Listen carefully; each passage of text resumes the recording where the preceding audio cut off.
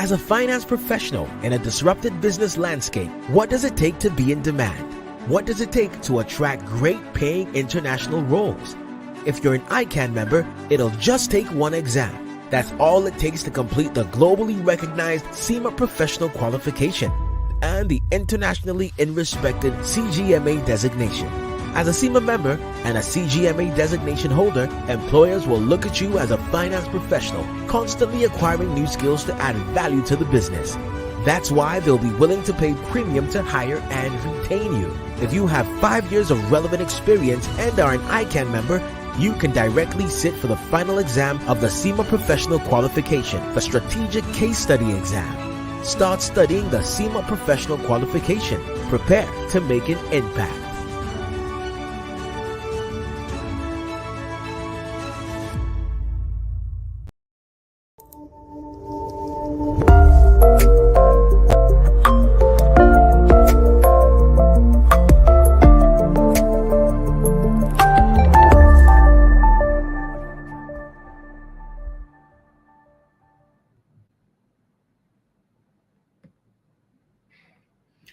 Good evening to our professional colleagues, student members, and friends of the Institute. And you're welcome to another episode of ICANN on Air, your great platform for learning, powered by our Noble Institute, the Institute of Chartered Accountants of Nigeria. I'm your host for today, Tosin Yakinwumi, FCA. And it's ICANN on Air again today. So inform your colleagues and friends that the show has begun and that they can be part of this show on ICANN Facebook page or ICANN YouTube channel. And of course, the May 2024 diet exams comes to an end today. We wish our student members success in their examinations. In your strive and struggle to become chartered accountant, we pray God will grant your efforts and crown your efforts. Today, Thursday, 16th May 2024, we are looking at another topic, the ethics of AI in accounting, navigating privacy, bias, and transparency. And I have here with me a distinguished professional, an amiable colleague, and the lead consultant of Gem3 Solution, person of Adebola Odeyemi, FCA. So sit back and relax. Don't go away. Today's program is another total package. I'll be right back with my guest in the show. Don't go away. The Institute of Chartered Accountants of Nigeria, Canada District presents the 9th International Accountants Conference, themed Strategic Upscaling of Accounting Profession within the Dynamics of Technology. Date 16th to 20th July 2024. Time is 8 a.m. to 4 p.m. daily. Venue, Best Western Premier Calgary Plaza Hotel and Conference Center, 1316 33 Street NE, Calgary, Alberta, T2A 6B6. Seasoned speakers like Sheyi Wolabi, a partner at MNP Calgary, will be speaking on review of the accounting profession and technology synergy. Derek Greer, the Chief Information and Security Officer, Protexa, will be speaking on disruptive technology and AI upscaling for accountants. Greg Howe, the CEO, Black All Systems Calgary, will be speaking on accountants in the era of diversified profession, while Professor Godwin Emmanuel Oyedokun will be speaking on decision-making optimization through data mining. The Canadian High Commissioner as well as the ICANN President will also be in attendance. This conference promises to be value for your time and money. Hurry! Register today by sending an email to Mr. Blessing Familusi, chairman at icancanada.net, or St. Badamosi at ican.org.ng, or iAdams at ican.org.ng, or simply visit our website www.icancanada.org. ICANN Canada Conference 2024. Be there.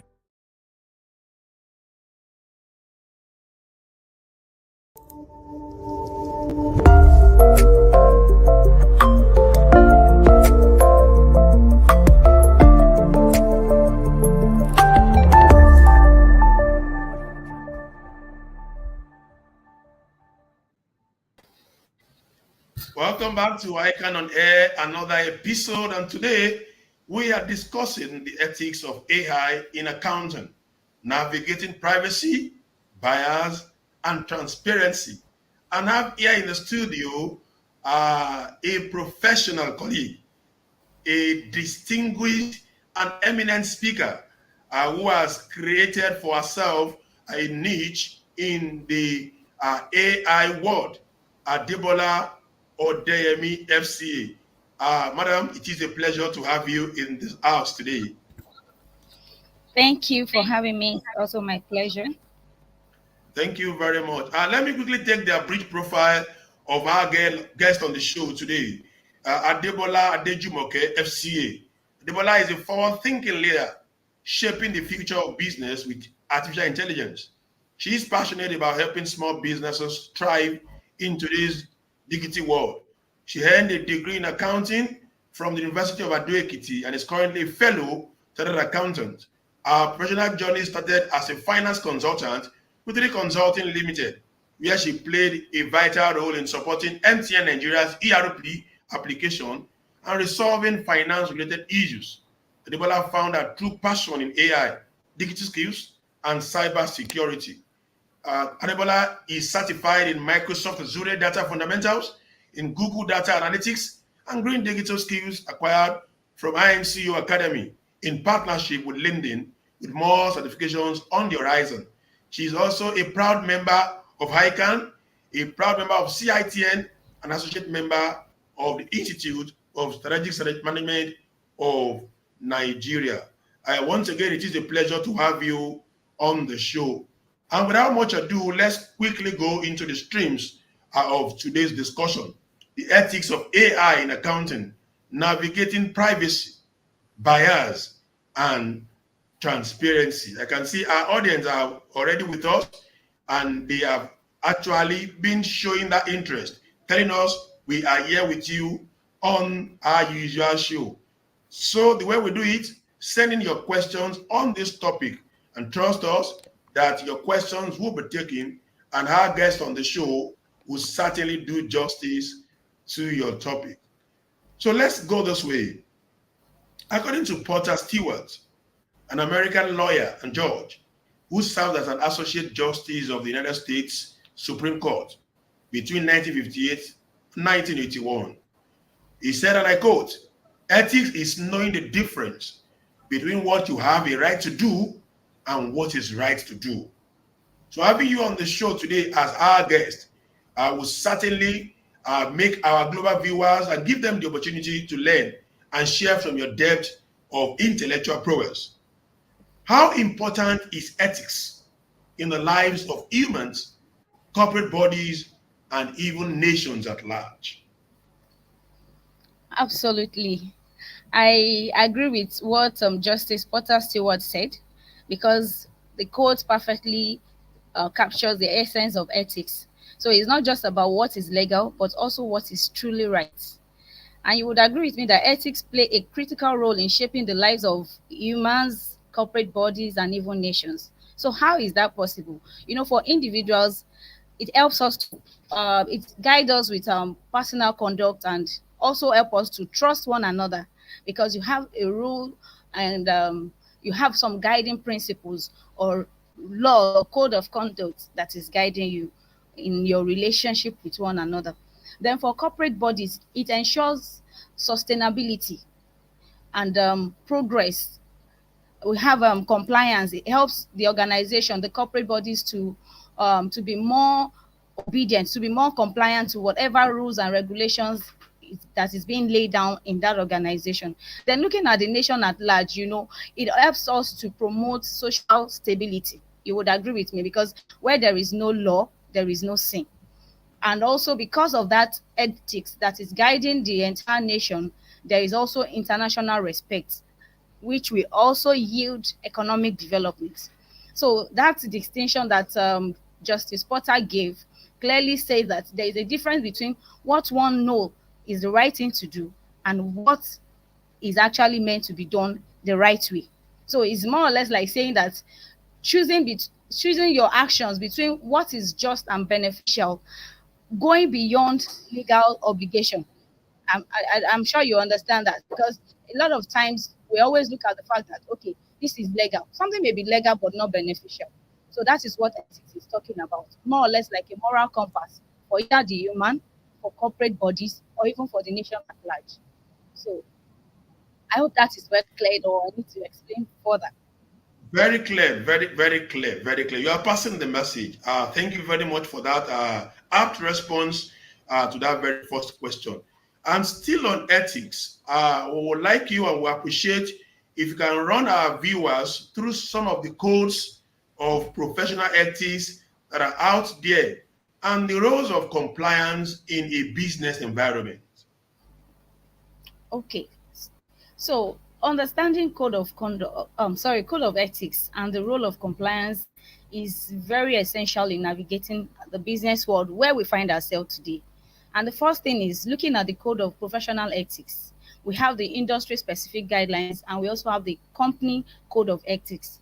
So for under the industry specific guidelines, we have that's where we have most of the professional bodies come to play, like accounting, we have law, we have medicine. So they all have their own established code of professional ethics. And these codes actually help them to outline the core principles guiding guiding the profession and the best practices that should be upheld by the professionals in that industry or in that circle. So more or less like best practices that guide professional conduct. And a good example is our reputable institute, ICANN. We have a code of professional conduct that emphasizes principles like integrity. We know we have objectivity and professional competence for whatever we do. We also have confidentiality, that whatever we have related with our clients stays with us and is not used against the client at any point in time. So looking at the company code of conduct, here, we have different organizations establishing their own internal code of ethics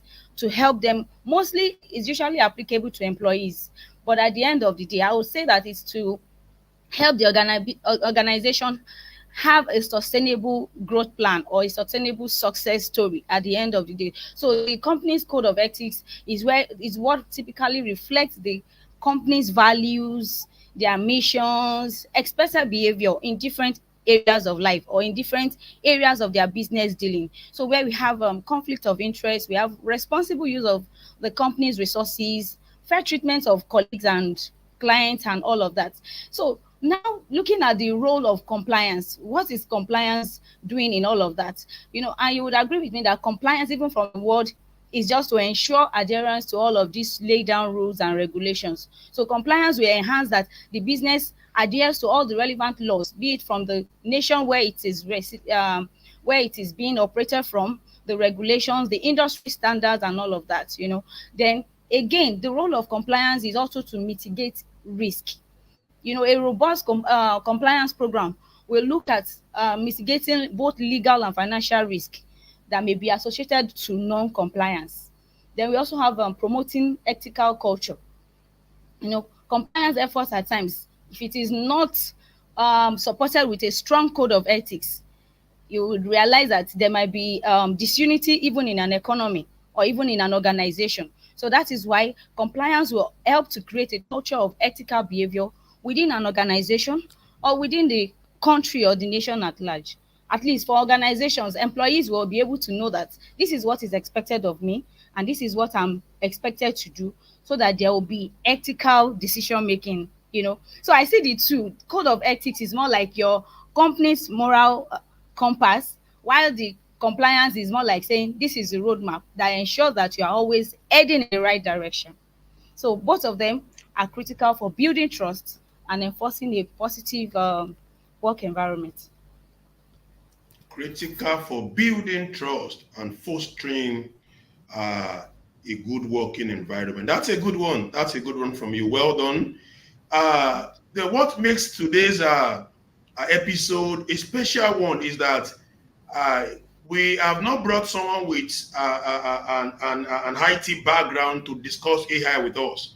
Rather, we have brought somebody with an accounting and finance background. So that makes it a special one for us because we believe we will be able to learn as regards the ethics of AI in accounting and navigating privacy, bias, and transparency. So, and that takes me to the next question. So, as chartered accountants, what are the ethical considerations, or what ethical considerations should accountants consider when implementing AI technologies generally? Wow. That's a very fantastic question for me, and I see it as one of the things that actually draw me to AI.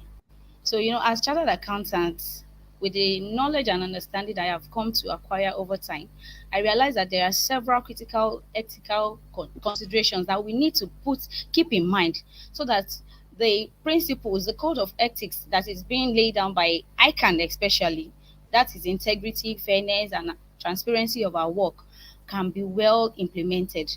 And so one of those critical ethical considerations that we'll be looking at is data privacy and confidentiality. And even from the word confidentiality, which also happens to be one of our code of ethics, it is important that we protect sensitive information about our client. So as accountants, we must ensure that the AI systems that we intend to implement complies with data protection laws and standards.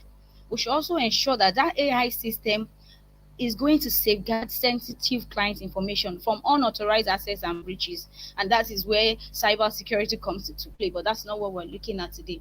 Then also the issue of anonymity. We should make sure that the AI system is being implemented in a way that data will be anonymized, so that the identity of the client or the individual that you're relating with is not exposed, and which is still talking about confidentiality. Then another ethical consideration that we should look at is data accuracy and quality.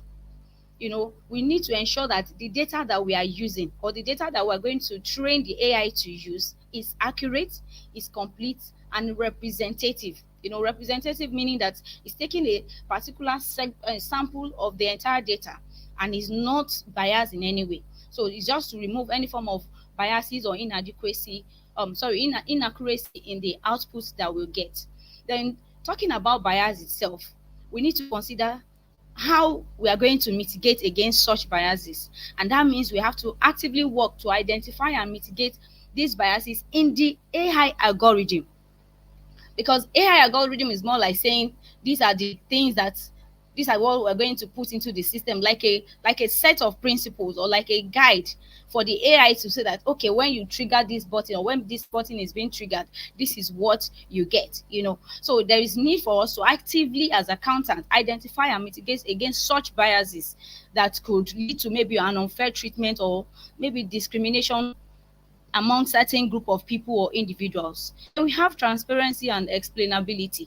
We should make sure that the AI system that we want to use can provide clear and understandable explanation for the decision that they are going to be putting out.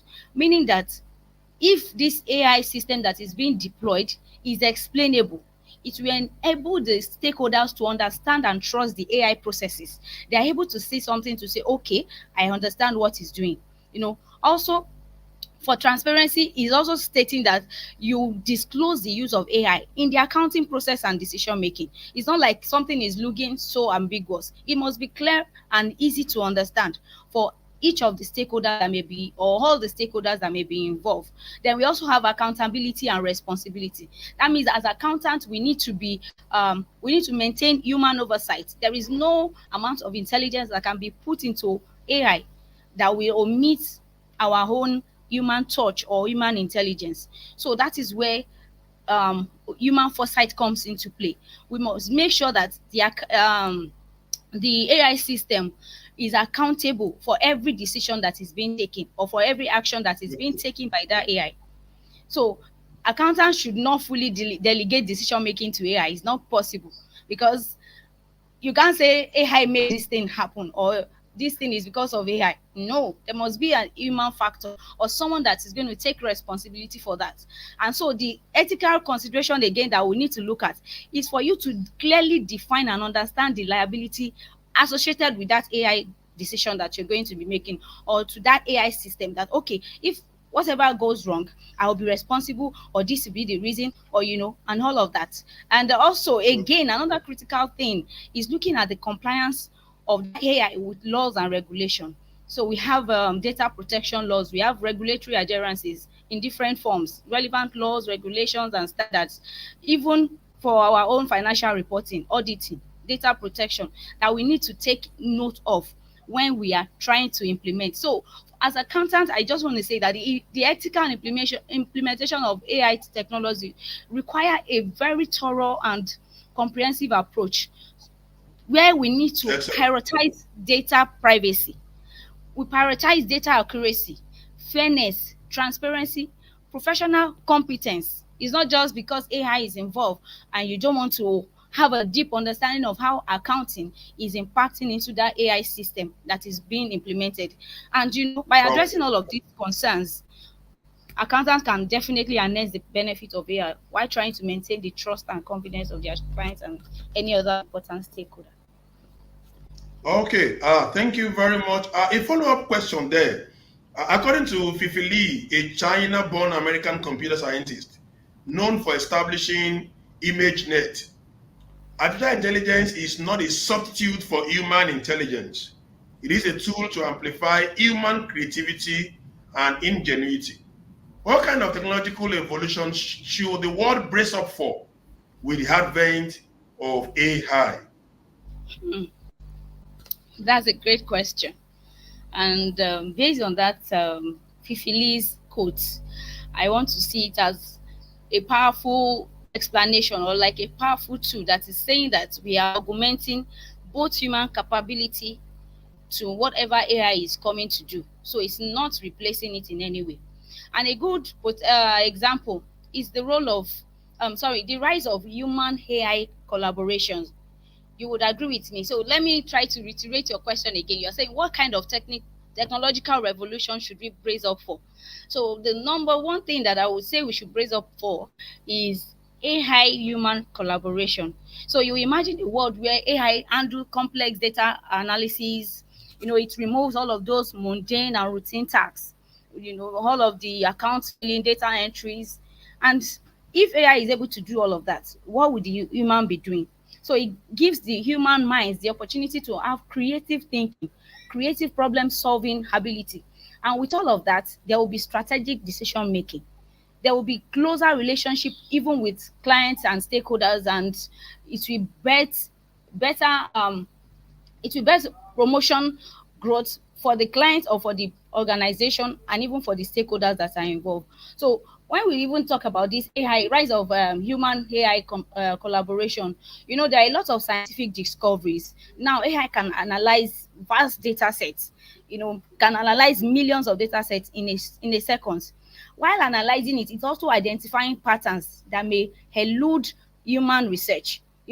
As humans, we may be carried away, we may make some mistakes, but with the use of AI or with the collaboration with AI, there is accelerated breakthrough in any industry that you can ever think of, be it medicine, be it science, accounting, name the industry. Then again, we look at personalized learnings. And a good example is even what we're having right now. There is no need for me to travel a long distance to come to the studio, ICANN studio, to have this done. So the same thing, AI-powered tutors will be tailored to take educational experience of students. And I'm sure that very soon, maybe ICANN students would not even be going to centers anymore, but be receiving the ICANN exams in the comfort of their homes. And the list is endless. So we look at AI for social good as well. I'm sure we hear that a lot, where there is issues about climate change, how I can optimize energy use, predict extreme weather situations. Then we look at the global health. AI can analyze medical data to improve diagnosis. And also, because it has done it once, there won't be need for you to re-enter it again. It's automatic when you are coming back again, maybe for that sickness or that ailment or something improved. Then also using AI for social growth, good. We're talking about poverty and hunger. With the use of agricultural practices, AI can predict food shortage rather. It can also help us to even streamline supply chain, thereby ensuring that there is food security for everyone. Then the last one again, I think, is the need for responsible AI development. And this is where we are talking about the mitigating biases, where all of the algorithm that is being used, we can make sure that they represent a fair judgment, and it is inclusive, it's all encompassing for all parties. So here we're saying that there is need to ensure that there is fairness and inclusivity in all of the AI developments. Again, I think I talk about transparency and explainability, saying that there's need for us to understand how AI is able to reach its conclusion concerning whatever it's being asked to do. And because there is XAI, that is explainable AI techniques, it will help us, it will shed more light on how it was able to come about its outputs. So the future Okay. is collaboration. So AI is not taking over anyone's job, but rather coming it's more or less like human and AI working together to create a better future. Okay, excellent. The future is AI human collaboration. Of course, looking forward to seeing that happen if it's not happening already. Okay, so you talked about algorithm, and while answering that question, I think let me go to that aspect of this discussion. As the saying goes, living life to the fullest is all about taking risk. One has to take risk if indeed you want to live life to the fullest.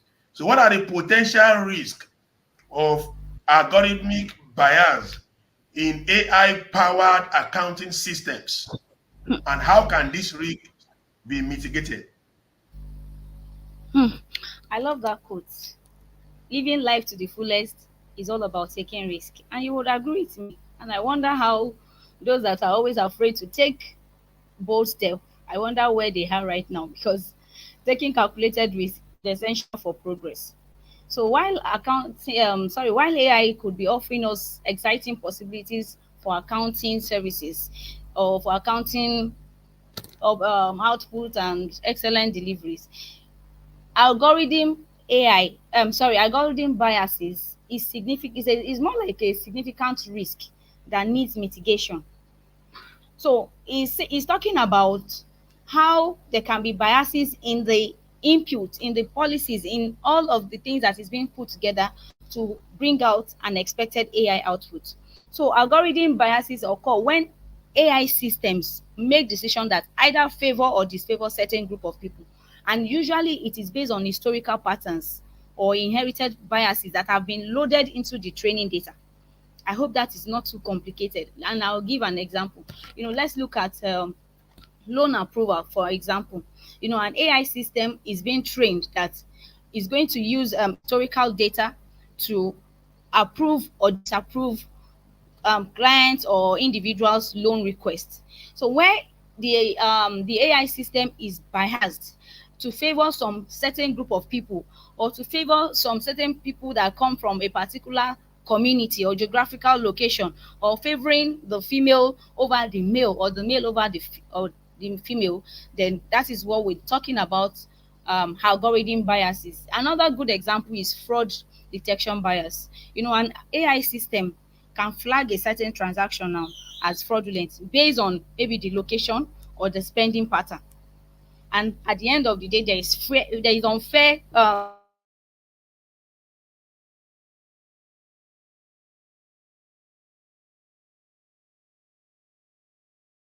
is being loaded, AI will flag it as a fraudulent act, not knowing it is actually a legitimate one. Then looking at audit biases itself, because for an AI powered audit system, there is every tendency that they could overlook potential risk in companies with similar characteristics, because some of the problems that is being presented is not applicable or peculiar to all of them. And with this, there is every tendency to miss out on some crucial red flags. So some legitimate business could be taken for illegitimate, while some illegitimate could be taken for legitimate. And that boils down to the fact that there is need for human participation, accountant participation in the training of this algorithm, and even in the developments as we proceed. So again, when you talk about this, there is even what's it called, inaccurate financial reporting. Because the data analysis that is being run by the AI is distorted, maybe due to inconsistency in the data that is being loaded, or there are some errors that the AI system could not really identify as errors. Then the financial reporting or the financial statement that will come out will definitely be inaccurate. Let me use that word. So again, Okay. yeah, I Okay. wanted to even talk about. Wait. Sorry, you were saying something? Yes, I just wanted to briefly talk about the strategies to mitigate those algorithm biases. Okay, But I don't know. okay. Let's really take that in 30 seconds. Go ahead. Okay, so the first thing that we need to do to mitigate all of those biases is to ensure that the data that is being used to train these AI models is diverse and representative, and also there is need for regular audits of the data set that is going to be used to make sure that it is not biased, favoring a particular gender over the other, and also that it is consistent. So then we also look at continuous monitoring, which will usually be done by humans to be able to detect any biases in real time and make necessary adjustments. Okay, thank you very much. Thank you. That's a very good response. Our viewers at home, if you are just joining us or you have been part of this show from the word go, we've been discussing the ethics of AI in accounting, navigating privacy, bias, and transparency. And the lead consultant of Gem3A Solution in person of Adebola Odeyemi, FCA, has been doing justice to the questions so far. We need to quickly go on short commercials. We'll be right back. Don't go away. The journey to professionalism in artisanal practice in Nigeria has begun. The Industrial Training Fund (ITF) is proud to announce the first phase of the implementation of the Skill Up Artisan Program (SUPAR). This is your chance to be part of the first 100,000 artisans selected to elevate your skills and gain formal recognition. Screening of all registered artisans will take place from the 29th of April to the 10th of May 2024 in all 109 senatorial districts across the country. Make sure to report to the screening center closest to you within your senatorial district. For more information, visit super.itf.gov.ng or itf.gov.ng or any ITF area office nearest to you. Don't miss this opportunity. Take your skills to the next level with SUPAR. SUPAR, upskilling Nigeria artisans for super jobs. Dr. Afiz Oluwatoyin Ogun, Director General, Chief Executive, Industrial Training Fund, ITF, announcer.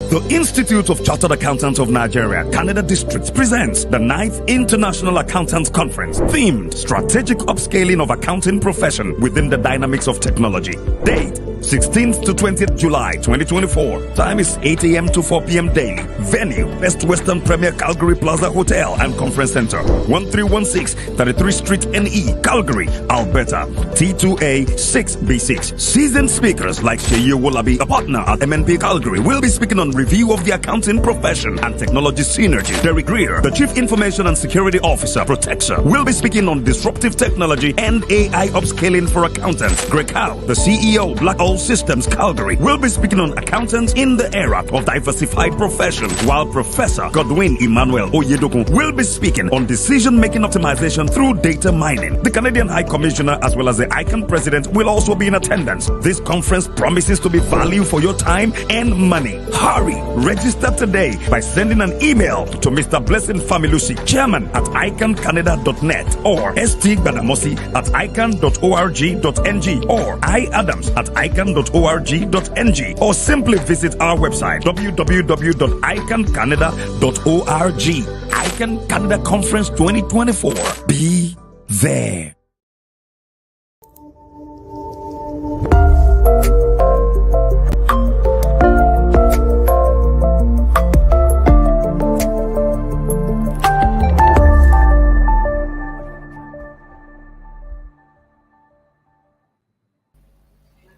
Welcome back from the break, and it's your program, our program, ICANN on Air. And today we are discussing an interesting and contemporary topic: the ethics of AI in accounting, navigating privacy, bias, and transparency. Let me quickly go and recognize some of our viewers, our audience on this episode today. We have Sonny Abdulakim live from Kano. Sonny has even joined us even before the program started. Okikioluwa Daramola, all the way from Lagos. Olusi Sanusi from Igondo, Lagos. We have Lydia Adena Eke Lydia Tolulope from Ijebu-Ode in Ogun State. You're welcome. I have Barisi Tomika Okara, all the way from Rivers State. Thanks for being part of this show. William here from Eke in Akwa Ibom State. It's great to have you on this show today. Sanusi Umar, Piti Remi Uzugo from Delta State, Bolanle Ajayi from Ikeja. I have Onuka Abigail in Lagos State, Monsurat Momodu from Ikorodu.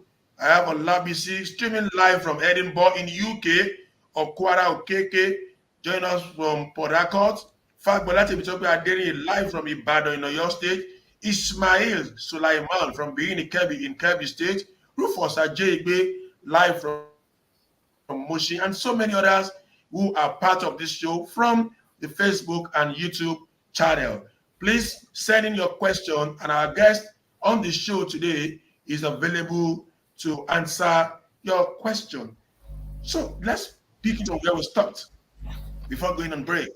We were discussing the algorithm bias and all that.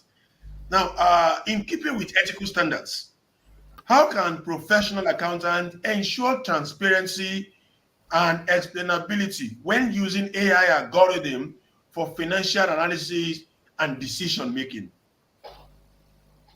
Wow. Okay. So when using AI algorithm, yeah, I hope I'm audible. Yes, you are. Okay. So professional accountant can ensure transparency and explainability when using this AI algorithm for financial analysis and decision making by following some key principles. And the first thing is having a documented workflow. Because it's AI that you're trying to train, there is need for you to document the AI development process. And this will include the data that is being used to train the algorithm, even the specific algorithm that you are using, and the rationale behind that, choosing that particular approach. And this is more or less like what transparency is all about. It allows better understanding for these AI systems. You're able to see the capability and the limitations. And because you can see it documented, anybody can pick it up to say, okay, no, this is fine. This is not fine. They're talking about the explainability aspect of it. There are a lot of techniques that can be deployed, which we call XAI. That is explainable AI techniques. And the idea behind using these XAI techniques is to make sure that the AI decision-making process is more interpretable. Accountants with the AI, with the XAI techniques, it will help accountants to understand how AI was able to arrive at its conclusion, be it in financial analysis, be it in auditing or report making itself. So with that, it helps us to understand, to analyze and assess the fairness. You are able to see, is it really accurate? Is it reasonable? Does it make sense? And there are a lot of XAI techniques that can be used. It all depends on the specific AI model that is being used at that point. Then also not overlooking the aspect of human review and interpretation. Again, I'm saying it again because it's very critical and important. There is need that you must maintain high level of oversight. Don't rely on AI output for all of your financial analysis and decision making. Even the data analysis that it will be doing, there is need for you to have a thorough human review process for all of the recommendations that will be coming from AI, from the output. So you need to critically evaluate the AI findings, considering your own professional standard, considering your professional judgments, and also your expertise come to play here. Then again, communication and training, because it is evolving. Nobody knows it all. There is need to communicate effectively with all of the stakeholders about the role of AI and the limitation in that financial analysis. So you need to be transparent about the use of AI. So this is not the time that you want to hide that you're employing AI for your clients or for the delivery of their financial report or financial statements. You need to be transparent about the use and explain to them how it complements your own human expertise or your own human experience. And also For yourself, you need to have continuous updating your learnings, updating your knowledge. So there's need for you to have up-to-date knowledge trainings and read up resources on how to implement and utilize AI outputs responsibly. So I believe that if we follow all of these steps, that is not limited to what I have mentioned, we as professional accountants can ensure that we are using AI responsibly and also ethically in our financial analysis and decision-making process. Exactly. Beautiful. Thank you very much for that. Still on that area, according to Erin Louise Mekin, the American journalist and scholar of American English, so life is a constant oscillation between the sharp horns of dilemmas. How can accountants address the ethical dilemmas of using AI to detect financial fraud or misconduct? Wow. Excuse me. I want to repeat that question. How accountants can address the ethical dilemmas of using AI to detect financial fraud or misconduct. Or misconduct, yes. Yes. I want to believe that that quote perfectly captures it. And the one aspect or how they can really address that is still again going back to transparency and explainability. Because in every AI output, whatever you have put into the AI models and algorithms and all of that, if it is not obeying these three principles or three ethical considerations, that is bias, transparency, and explainability, then you're definitely in for serious dilemma, be it ethical or financial or whatever you call it. So number one thing is to understand the AI output, what it is bringing out. You need to understand how AI is able to flag all of the potential fraud that you're seeing in the account. And having this understanding will help you to assess the reasoning behind the AI conclusion. Is it making sense? Is it biased in any way? And because if you're not able to do that, you might be having what we call false positives, something that is not true, but is appearing to you as true. Then also we need to have very intentional about our human review. Don't just trust AI with it. And I think I saw a quote somewhere saying that treat AI like your intern, meaning that AI can be wrong at times, or you send it to do something for you. It's not leaving it to totally for you don't leave it to make that full decision for you. You have to follow up and be sure that it is doing what you have asked it to do. So accountant needs to investigate any flag transaction with a critical eye, using your professional judgment and expertise, so that you can be able to say, is that fraud truly present or not? Then again, you need to consider privacy consideration. That is data minimization. So you only want to use a minimum amount of financial data that is necessary to train and operate that AI fraud detection. Now I'm using data fraud detection as an example. So if you're using a particular significant amount of financial data, you must be sure that that data you are using is going to be sufficient in carrying out whatever information or output you desire. So thereby, it helps to reduce the amount of sensitive information that is being exposed in case of any form of data breach. Then clear communication, very, very critical. So at the end, you also want to balance your efficiency with due process. And here you have more like, let me say, targeted investigation. So you want to use AI to identify high risk areas for investigation, focusing on effort.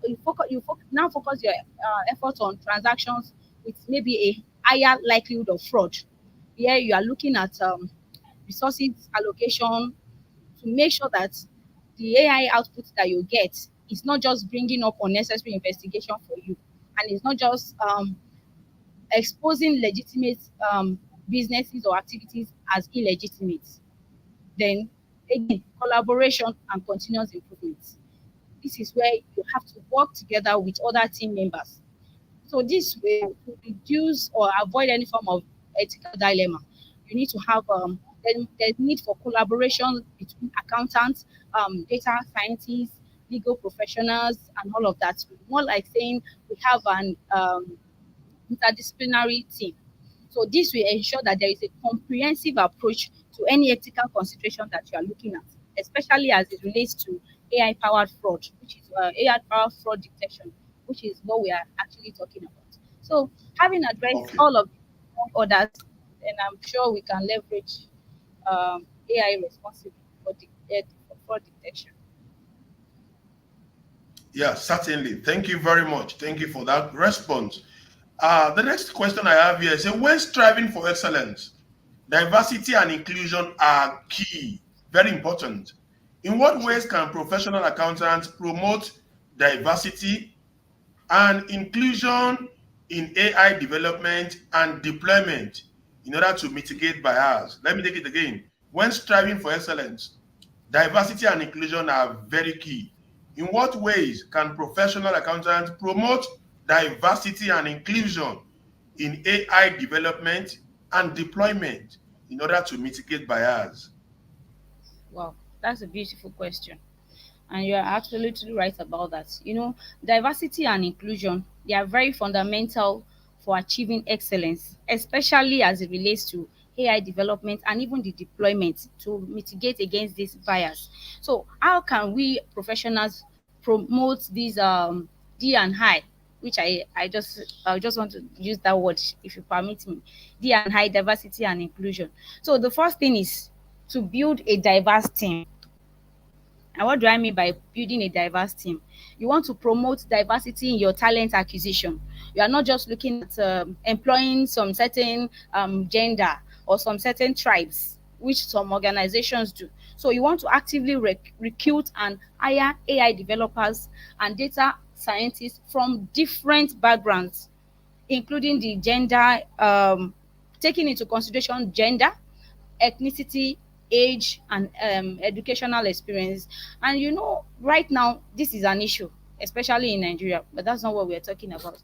But when you are able to building a diverse team, will help you to foster more like a wider range of perspective in the AI development process. And this will lead to even a more comprehensive understanding of potential biases, because everybody will be coming from different points of view.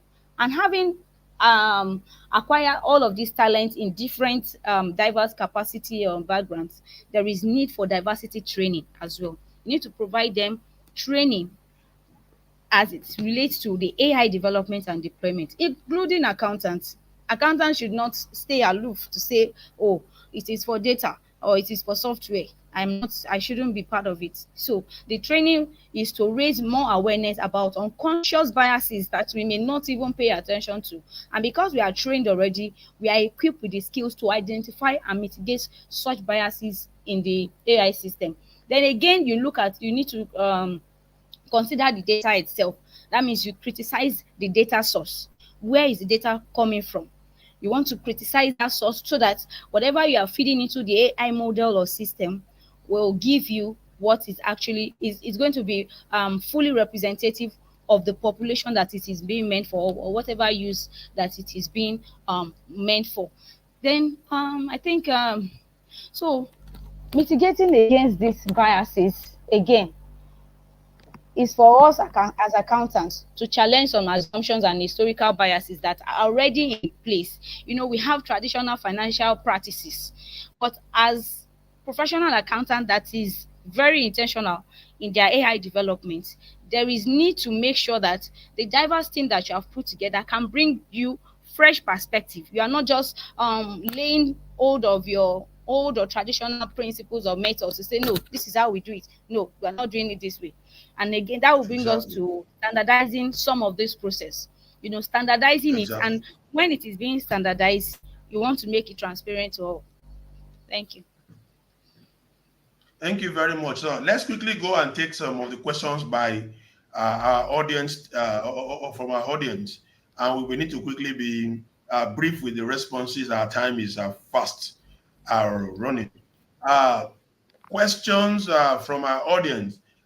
We have a question from Olayinka Degbite.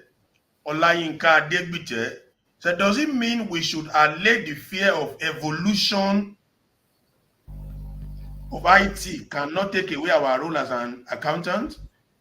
Sorry, let me take it again. Does it mean we should allay the fear of evolution, as IT cannot take away our roles as accountants? That's the question from Olayinka Degbite. Is it clear to you? Very clear, very clear. So for me, I don't think there is any fear of AI taking or IT taking your job or your role. You just need to be savvy. You need to be updated. You want to ask yourself, this particular job that I'm doing or this role that I am presently occupying in my office or in my firm, can it be sustainable? You're looking out for a sustainable practice, be it in accounting or be it in IT, that will help you to be more relevant, regardless of how evolving AI could be. And I think that is all encompassing. So, with continuous training and updating yourself with relevant knowledge, whether it is related to accounting or not, as long as it's world changing, then there won't be any cause for alarm. Okay, thank you. The next question coming from Bashir Ahmad. Bashir Ahmad said, is it possible for AI to be biased? I had you giving some mitigants to reduce that possible algorithm. Yes, it's very possible for AI to be biased in so many ways. You would agree with me, AI cannot just wake up to say, okay, this is what I will do. Some people will be involved in feeding the AI with some models, which we call algorithm, putting in some information into them. So at the point of feeding the AI systems with all of this information to train them to do what you want them to do, the person that is feeding the information could be biased. The person may not like female CEOs, or the person may not like a particular ethnic group, or the person may just want to favor maybe people that have higher income, neglecting those with lower income, or even looking at rural, favoring those in the urban as against the rural, and the list is endless. So AI can be biased because it has human input, and that is why there is need for constant review and monitoring. Okay, thank you very much. We have just understood that AI can be biased because of the human input, the human influence that we have from human angle. Another question we have here from Omoshalewa Aderomu. Omoshalewa Aderomu. Are there any policy or law governing the use of AI for financial accounting and analysis? She wants to know if there are any policy or law that is governing the use of AI for financial accounting and analysis. So I want to believe that there are laws governing the use of AI for financial analysis, right? Number one of these laws is you understanding the critical role you play regarding that data, the data of your clients or your organization, as the case may be. So I'm very sure of the data protection, and I know there are a lot of policies, and I also want to use this medium even to employ ICANN to pay closer attention to AI in deploying or implement or bringing up better policies, having understood the critical role it plays in our society now. So I want to believe that ICANN, my humble institute, can look into that aspect while we also review others. Currently, we have a lot that is outside the country, global practices and principles and all of that. But taking it back home, there is a lot of work that needs to be done from all professional stakeholders. Okay. Thank you very much. Fagbolate Mitope is also asking, I know you mentioned that earlier on, but there is another twist to his question. He's asking, do we have unethical concerns, either man-made or machine-made, around the artificial intelligence working environment? And if yes, how can we sanitize it for optimal performance? I think I answered this question already, because for So all of the second part is the major one. How can it be sanitized for optimal performance? So number one, for optimal performance is for us to have constant training. I can't overemphasize that, because it's what you understand that you can actually train or make it better. Then again, there is need for proper understanding. We need to establish, maybe government should establish some legal frameworks that will guide all of this, the use of this AI in some let's say some accounting tax, maybe particularly those that may be impacting audit processes. Then also we should ensure consumer protection. You know, if we have some regulations that prioritize consumer and investor protection, making sure that whatever accuracy or fairness that is coming from AI, it is actually correct. It is what it is meant to be. I don't know if that answers your question, but majorly, we need to pay attention to transparency and explainability in whatever capacity we are deploying the use of AI into our system or curriculum. Okay, okay. Okay, so in closing, because our time is fast gone, ICANN is always open to ideas that would positively advance the growth of our members, the accountancy profession, and the global business environment. What is your suggestion to ICANN on filling knowledge gaps regarding ethics of AI in accounting?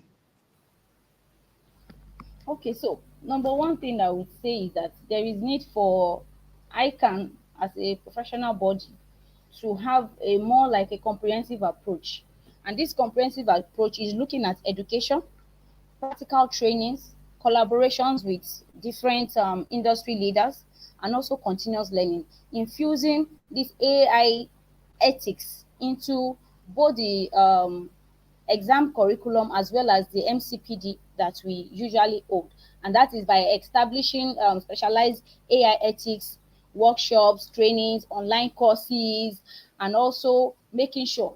I think I just said it all. And above all, I think we need to have more like a resource center or like a knowledge hub where we have digital libraries that speak to different aspects of this AI, that talk about AI ethics in full context, where we have research papers, case studies, white papers, and all of that. Then also we can also publish best practices using some of the case studies that have happened before, whether to us or outside.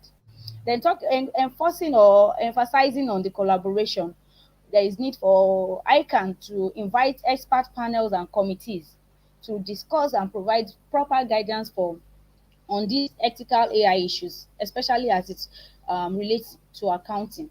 It's a wide industry. It's a wide topic that cannot be discussed even in 3 or 4 days lecture. So it's Exactly. a continuous Exactly. thing.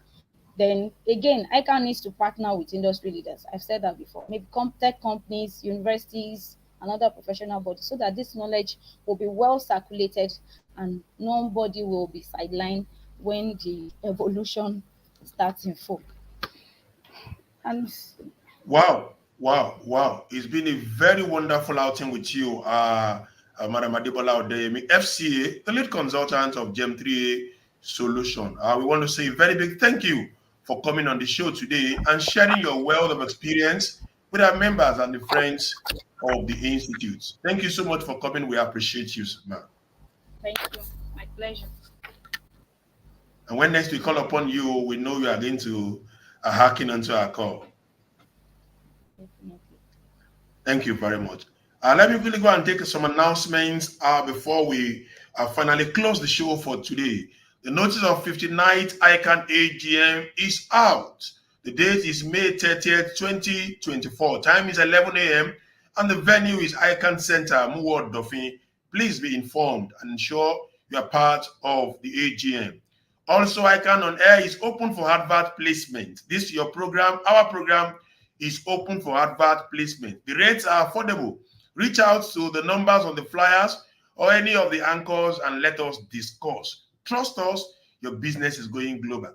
Also, all ICANN members are implored to subscribe to ICANN YouTube channels and follow us on all our ICANN social media handles, the Facebook page, Instagram handle, and also on LinkedIn. The fellowship conferment ceremony comes up on Saturday, May 18th, 2024. The time is 11 a.m. For those who have applied, please be informed. Also, the 73rd induction ceremony comes up on May 20th and 21st, 2024. In the same vein, ATSWA and ATS induction also comes up May 22nd and May 23rd, 2024. And that will be the show for today. It's been an interesting time here learning as usual and talking to our professional colleagues and responding to questions regarding the topic for today. Till I come your way again with another guest and another topical issue, I want to tell you, stay safe and stay sound. On behalf of the editorial team and the producers of this program, I remain Tosin Akinwumi FCA, saying thank you for watching and bye for now.